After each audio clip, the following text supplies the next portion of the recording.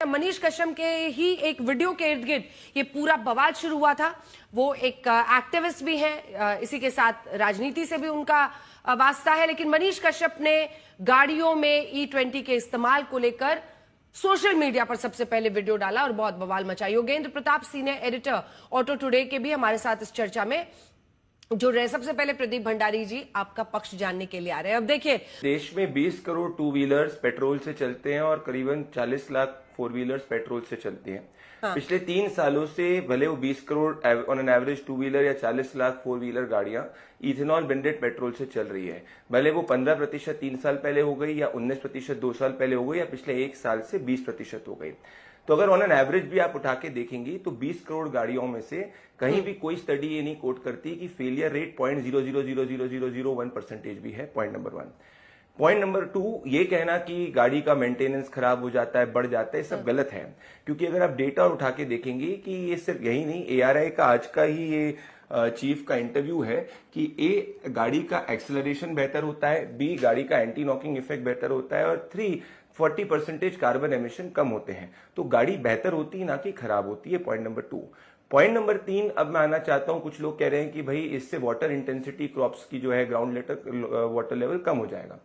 देश के अंदर लगभग 40% जो इथेनॉल प्रोड्यूस होता है वो मक्के के किसान के रेसिड्यू से प्रोड्यूस होता है। इथेनॉल के लिए अलग से किसान कोई खेती नहीं करता है, इथेनॉल रेसिड्यू से बनता है। तो मान लीजिए जो चावल सड़ रहा है FCI के गोडाउन से, उसको यूज करने के लिए इथेनॉल बनता है। मान लीजिए शुगर केन और मोलासेस का जो बचा हुआ रेसिड्यू उससे बनता है। तो इथेनॉल के लिए अलग से कोई पानी नहीं चाहिए रहता है। तो देश के अंदर मेजॉरिटी 40% इथेनॉल मक्के के किसान से होता है, जिसमें वाटर इंटेंसिटी बिल्कुल नहीं रहती, जिसका रेट 1200 से बढ़कर 2400 हो चुका है। किसानों को फायदा हुआ है। तो ओवरऑल अगर आप उठा के देखेंगी, भले वो किसान की बात करूं, मिडिल क्लास की बात करूं, इकोनॉमी की बात करूं या गाड़ी की बात करूं, ये पूरा का पूरा जो चला जा रहा है कि भाई इससे खराब होने वाला है, कहीं तथ्यात्मक नहीं है। इसीलिए जब लोग जंतर मंतर पे प्रोटेस्ट की बात आई थी, 25 लोग प्रोटेस्ट पे नहीं आए थे। 10 सेकंड अपनी बात कंप्लीट करूंगा। अब इससे फायदा क्या होगा? गाड़ी को तो फायदा होगी, किसान को फायदा होगा, मिडिल क्लास को फायदा होगा, पर बड़ी बात मैं आपको बताता हूं फायदा क्या होगा। 1,90,000 करोड़ जो हमारा बिल है वो कम होगा। साथ में कोई भी गाड़ी, अंजना जी, जो सड़क पर आती है वो ऐसे नहीं है कि किसी ने बोल दी गाड़ी सड़क पे आ जाओ।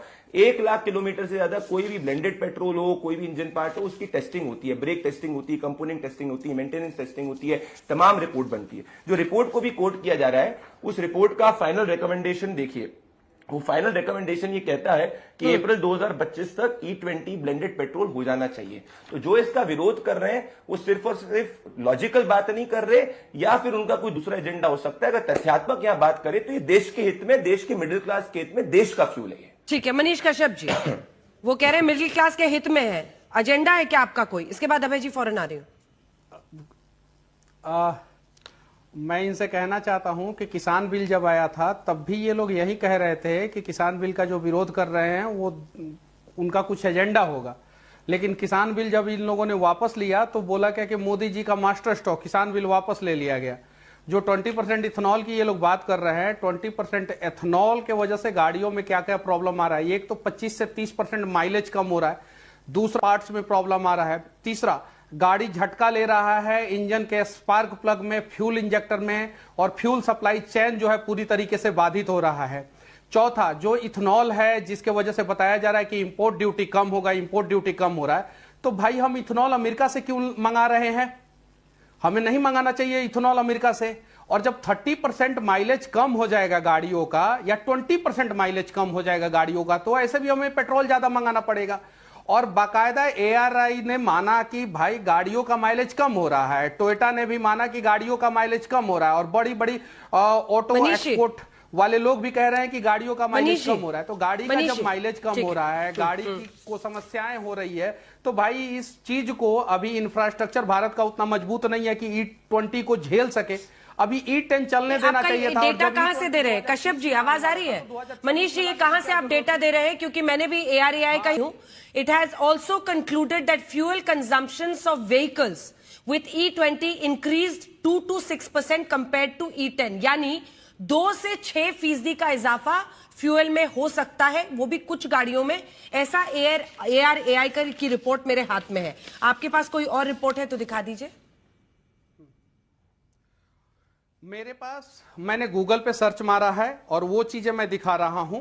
पहला चीज, दूसरा चीज ARAI मेरी गाड़ी का, मेरा जो टोयोटा इनोवा हाई क्रॉस है उसका एवरेज कहता है कि 23 का एवरेज देता है, झूठ बोल रहा है, जबकि रियल लाइफ में गाड़ी जो है वो 17 से 18 एवरेज देता है।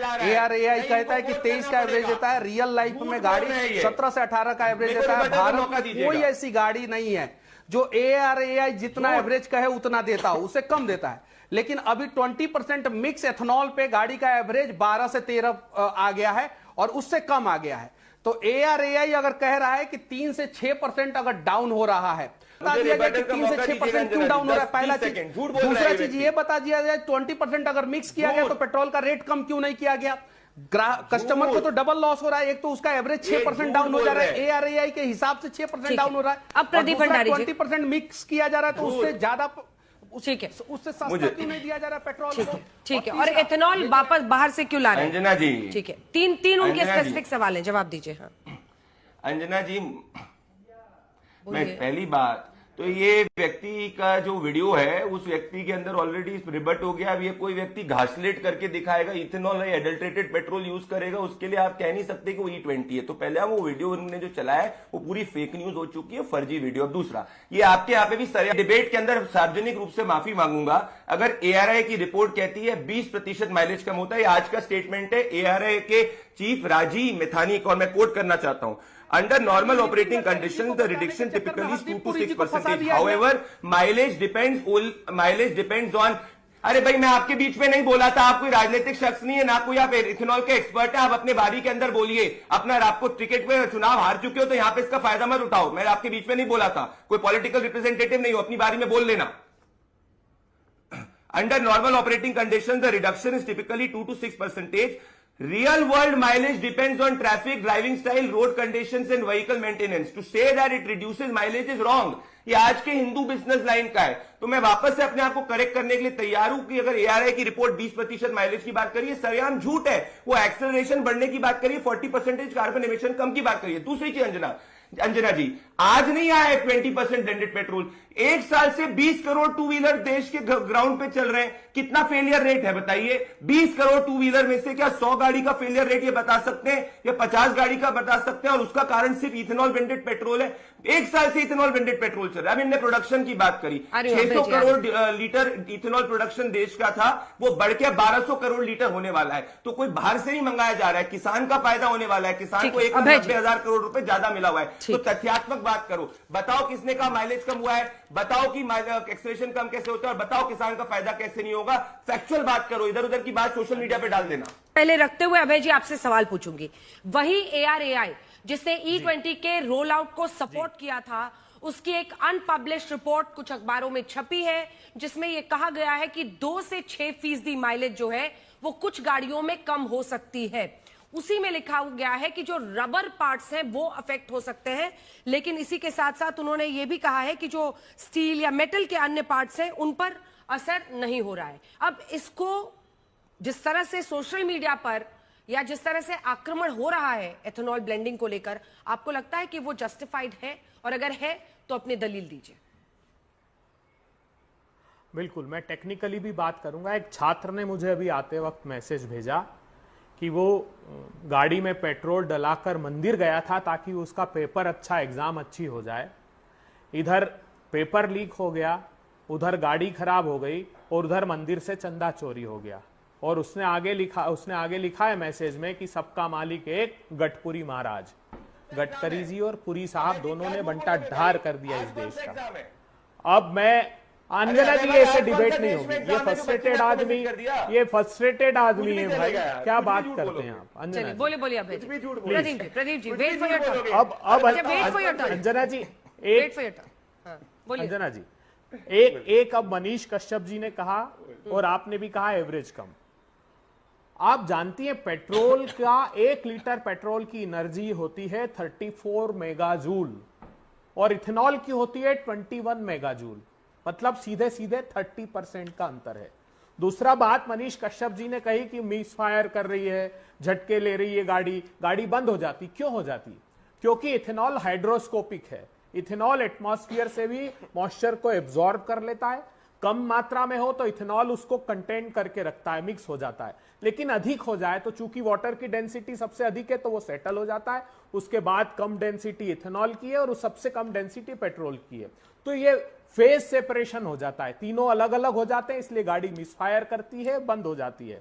उसके बाद हरदीप पुरी जी ने कहा कि साहब वो तो रेसिंग कार्स में भी यूज होता है इथेनॉल। हाँ होता है साहब, बरसों से होता है। क्यों होता है? क्योंकि इसकी ऑक्टेन रेटिंग 109 से 1010 है, बहुत अधिक है। लेकिन उसका फ्यूल कंप्रेशन और इंजन का डिजाइन स्पेसिफिकली कन्वर्ट किया जाता है। हरदीप पुरी साहब, इस तरह कैसे नहीं होता है। ये कमिटी ने रिकमेंड किया था कि इसकी कीमत कम रखें। 1 लाख पेट्रोल पंपों पर 2023 के पहले की 17 करोड़ गाड़ियां हैं जो चल रही है। और इसी ARAI ने, जिसका जिक्र आप कर रही है, ऑटोमोटिव रिसर्च एसोसिएशन, वो कह रहा है कि fuel hose, fuel pipe, O ring, gasket, seal, diaphragm, ये सब 2023 के गाड़ियों के चेंज करने की आवश्यकता है। इंजन के लिए वो कहता है फ्यूल इंजेक्शन के calibration, ECU mapping, cold start calibration, ignition timing, air fuel ratio, ये सब चेंज करने की आवश्यकता है। इसके बगैर काम होने वाला नहीं है। दूसरी बड़ी बात, जिस ब्राजील का ये उदाहरण देते हैं साहब, वहां पर उन्होंने क्या किया, fuel tank, fuel pipe, fuel injector, valve सारे स्टील के हैं वो, और फेज्ड मैनर में उन्होंने 1970 से चेंज किया। अभी जो ये हमारे भारतीय जनता पार्टी के प्रवक्ता साथी कह रहे थे कि ये डेडलाइन थी, वो, अरे साहब वो जो बायोफ्यूल पॉलिसी 2000, ये ARAI की रिपोर्ट क्या कह रही है? ये तो तमाचा है करारा आपके गाल पर। देश को क्या समझ लिया प्रयोगशाला आपने? हर क्षेत्र को बर्बाद करके छोड़ेंगे कि कितनी शर्मनाक बात है। ठीक है, छोटा सा जवाब प्रदीप जी। प्रदीप जी, एक छोटा सा जवाब, फिर तो मैं बाकी एक्सपर्ट्स के पास जाऊंगी। हंस रहे हमारे साथ सीनियर एडिटर ऑटो टुडे के जुड़े हुए हैं, उनके लिए टीवी डिबेट आपके लिए बहुत ही रोचक और मनोरंजक होगा। रुकिए, मैं आ रही हूँ। हाँ प्रदीप जी। अंजना जी, देश आपके शो को देखता है। 11/8/2005 का मणिशंकर अय्यर का फ्लोर ऑफ द हाउस पे स्टेटमेंट है, और मैं जस्ट 10 सेकंड का प्ले करना चाहूंगा। पेट्रोल के साथ, और यदि एथनॉल की उपलब्धि ज्यादा बढ़ती हो तो तब इसको हम बढ़ाएंगे। मैं माननीय सदस्य से ये कहना चाहता हूं कि उनको नहीं भूलना चाहिए कि ethanol is a residual product. Ethanol production को हम बढ़ाएंगे। Ethanol is a residual product. Abhay ji को कुछ नहीं पता, तो ये अपने सरकार के स्टैंड का विरोध कर रहे हैं। कांग्रेस नहीं कर पाई थी क्योंकि कांग्रेस इंप्लीमेंटेशन में जीरो थी। हमने किया क्योंकि हम इंप्लीमेंटेशन करने वाले हैं। दूसरा, अभय जी साइंस आपको आता नहीं है। जब इथेनॉल ब्लेंडेड पेट्रोल हो जाता है तो उसके बाद मॉइस्चर नहीं होता, इथेनॉल तो अलग से नहीं, सब blended petrol. Point number 2। Point number 3, ये ARAI की रिपोर्ट फेक कोट कर रहे हैं आप, जिन ने भी करा है। ये आज का ARAI के चीफ का स्टेटमेंट है, ऑन रिकॉर्ड पब्लिक स्टेटमेंट है कि